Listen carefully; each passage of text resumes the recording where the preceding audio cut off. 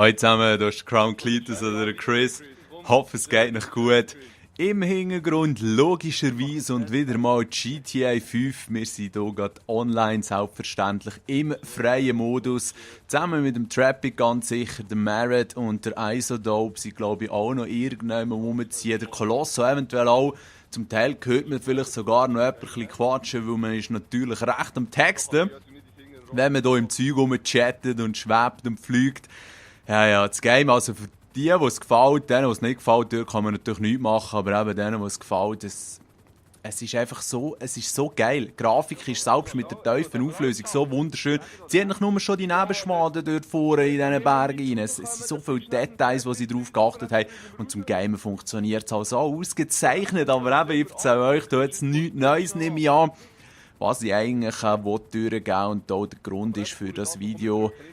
Sonst bin ich jetzt auch am Zocken, aber die Zeit nehmen wir jetzt gerade. Und zwar möchte ich auf der PS3 im GTA Online schon noch ein bisschen aufleveln, weil für die es noch nicht gehört haben, weil man am Anfang ja ein bisschen Lampen hatte, hat einem Rockstar näher versprochen, dass die im Oktober GTA Online gespielt haben, ca. 500.000 GTA Online Geld auf ihr Konto gut geschrieben bekommen. Und das ist natürlich ein wunderschöner, weil Apartments interessieren mich zwar noch nicht so und Garagen, braucht man einfach mal eine zum Starten, aber das Tuning von der Karre ist so teuer.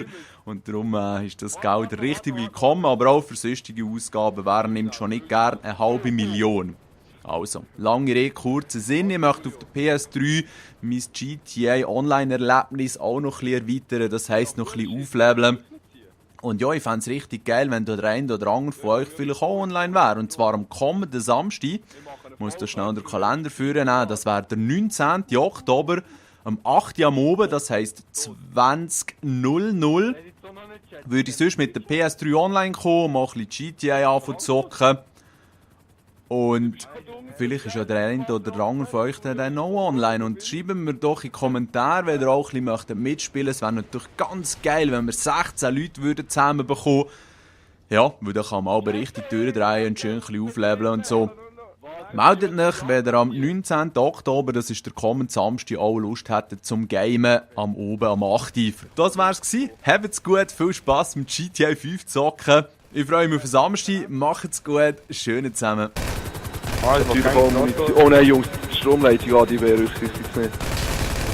Ja, wird gejagt! Bring mal ein bisschen rauf! Da macht es irgendeinen Unfall! Gleich, schon ein Crash! Ja, du mal, fahr! Flieg! Rauf! Ich will gerne die Rottore schießen, das ist nicht lustig.